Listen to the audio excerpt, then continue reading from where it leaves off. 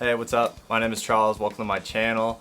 I just wanted to do a quick little video album review on the new New Found Glory album entitled Forever and Ever Times Infinity. So this is New Found Glory's 10th studio album following up from their previous, which was called Makes Me Sick.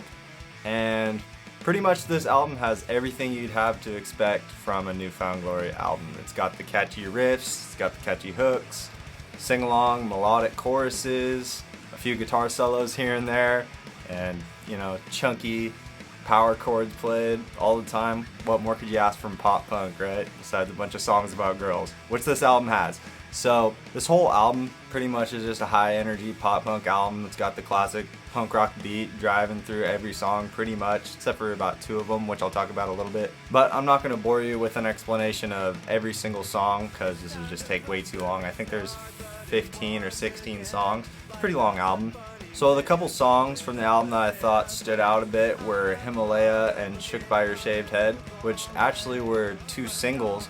They actually had a lot of the Not Without a Fight kind of vibe, sort of that easycore stuff, almost breakdowny. I think it was in Shook by Your Shaved Head that had kind of like a palm-muted breakdown section that was different from the whole song and even had like a yelly, shouty part, kind of almost like a hardcore thing, which was cool. It was different, definitely a change up. But we heard a lot of that on the Not Without a Fight album, so it's not, something crazy for New Found Glory or anything. It was just different kind of for this album, I think. So the tracks More and More and Slipping Away were the more slower, kind of toned down vibe, not that driving, fast paced, pop punk stuff.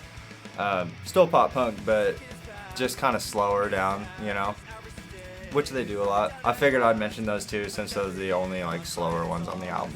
So it's a little too early for me to pick out my favorite songs. I listened to it about 2 or 3 times all the way through, so I'm not gonna say which one's my favorite. A lot of the songs kind of blend together, honestly.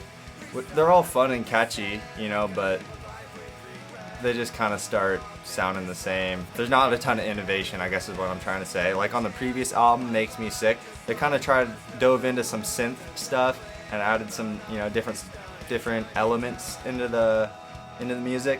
But on this, it's straight just, guitar, bass, drums, vocals, very straight to the point, no extra, sounds, experimental type stuff, which is cool. I mean, I like it. It was just very straightforward, not a ton of experimental stuff. All in all, it's just a typical upbeat pop punk album, exactly what you'd kind of expect for New Found Glory. I'd probably rank it like, I don't know,